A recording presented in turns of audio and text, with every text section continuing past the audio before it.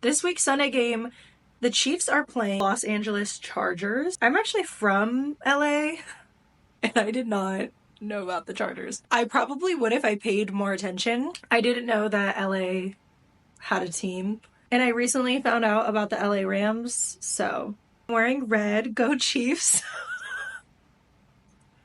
I'm wearing red for the Chiefs. Go Chiefs. And that is because of Taylor Swift. So you guys, we're going to start with the Chiefs because trust me, this one was unspeakable. It was horrifying.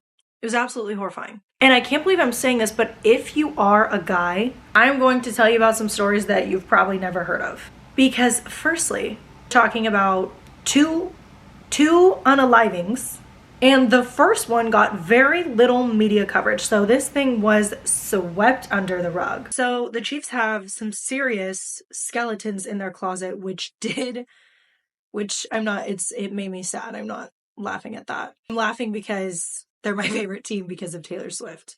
But they have some demons. That being said, disclaimer, this video discusses sensitive topics like violence and mental health. Viewer discretion is advised. This content is intended for informational purposes only. It does not promote or glorify harmful acts. Ladies, take a seat, and guys, you better buckle up because a lot of guys don't know about this one. One of the most devastating moments in all of NFL history involves a linebacker from the Chiefs, and his name is Jovan Belcher. In December of 2012, Belcher tragically shot and his girlfriend, Cassandra Perkins, before driving to the Chiefs practice facility, where he then tragically took his own life in front of team's general manager and the head coach. It was horrific. That sounds crazy enough, but this thing got crazier. It led into the deep dive of the impact of CTE. Chronic traumatic encephalopathy, which is a brain condition linked to repeated head injury. Belcher's mother later files a wrongful death lawsuit against the Chiefs, claiming that the Chiefs coaches knew about his injuries and continued to have him play, and repeated concussions led to his mental health decline. And his autopsy did confirm that he had advanced stages of CTE. And this sparked a lot of conversations about player safety. There's a lot to say about this, you guys, but mostly it's just so sad. And there was that movie that came out, Concussion. I haven't seen it.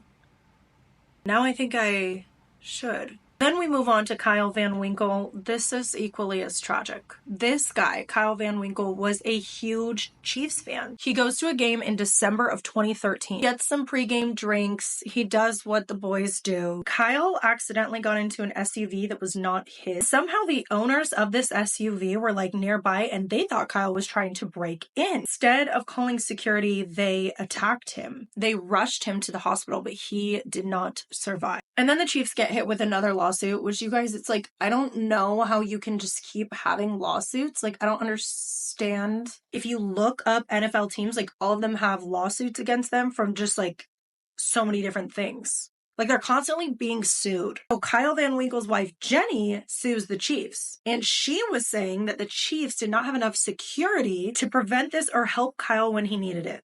And I just feel like the NFL needs its own true crime series because the more I look into this, a lot of people are, you know what I'm saying? And on a similar note, you guys probably remember this. After the Chiefs won Super Bowl 58, their victory parade in Kansas turned into chaos, and a shooting at Union Station left 33 people injured, including 11 kids. And tragically, one person did lose their life. So those are some skeletons in the closet. I don't know, and I don't think that other teams have it to that level, so we're going to have to unpack that. The sun is completely blaring in my apartment, and if I'm not super close to the camera, you can't see me at all, and I become like I go into the black abyss. We don't get the view of the whole city, so it's just me. Okay, I'm gonna hit you guys with a plot twist. We're moving on to a robbery, or rather a string of robberies. A mega Chiefs fan named Xavier Bobudard. All the Chiefs fans know him as Chiefsaholic. He just got sentenced to 17 and a half years in prison for armed bank robberies all across the US. And you guys, at the game, this guy was like famous. Like, he was like the vibe. He was huge across social media, and meanwhile, he was pulling off 11 bank heists. 11. He managed to steal over $800,000. Then to top it off, he laundered, I'm laughing because it's crazy. He laundered the money through casino. Kind of nice because I don't even have to say allegedly in all of this because he pled guilty to all 3 counts.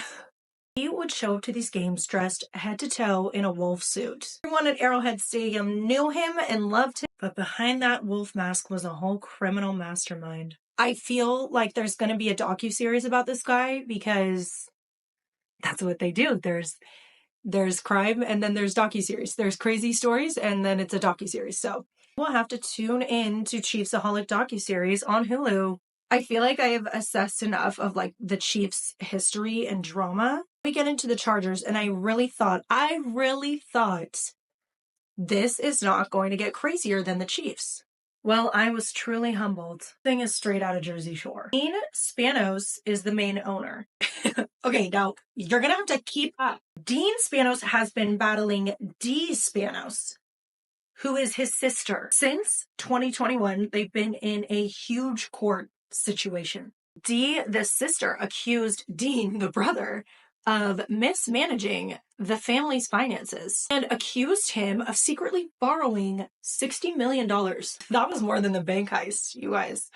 That was more than the bank heist. She accused him of cutting her out of decisions. She threw the sexist card. Like, she threw all the tricks. She even called the family trust hopelessly insolvent. Dean ends up, like, denying everything, which, like,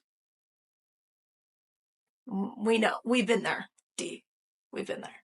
We've all been there, Dee. Dee ends up selling her stake to Pistons owner Tom Gores. Looks like this deal is going to get approved. So people feel like this is the end of the legal showdown for now. But this drama, this was more entertaining than the Chargers games that I've seen. I've seen like 3 in my life.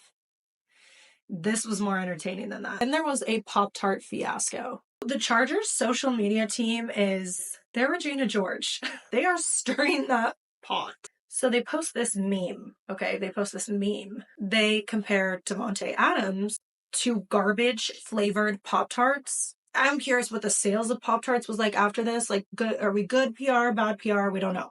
That upset Davante Adams. And he basically clapped back and he said he's going to use this all as fuel. You guys know he was briefed before he could make a statement. But this, like, side note, this made me wonder, can you imagine trash talking a team or like players and then you get traded to that team?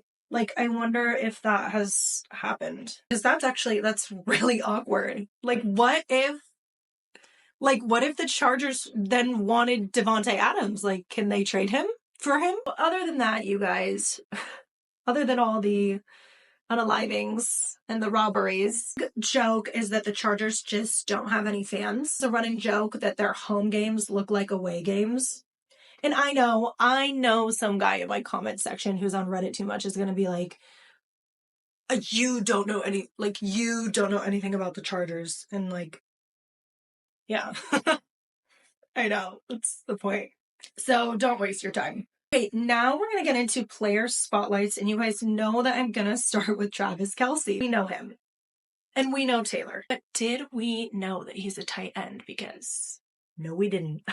No, we didn't. Well, apparently Travis is known for being one of the best in his positions in NFL history. Travis had a dating show called Catching Kelce. Someone is going to come for me in the comments section. I think if the Chiefs win the Super Bowl again, Travis is going to retire. I think that Travis wants to capitalize on Taylor Swift because from all my research, it seems to me like Travis really likes fame and money. Am I mad at him? No, I'm not mad at him. And game-wise, he really is a character. Like, he is not afraid to trash talk. He once pretended to throw a penalty flag at a ref, and he got ejected from the game. So he really is a character, like, on and off the field. Girl, this guy. Moving on to Rashee Rice. He is in some legal trouble. They all seem to be. He is facing a lawsuit after an incident in 2023. Allegedly, he was driving recklessly. I feel like I don't have to say allegedly because he came out with a public apology. He was driving in a Lamborghini Urus. I had to look up what that literally was. Speeding through traffic, he causes a multiple car collision and he books it. You know what I mean?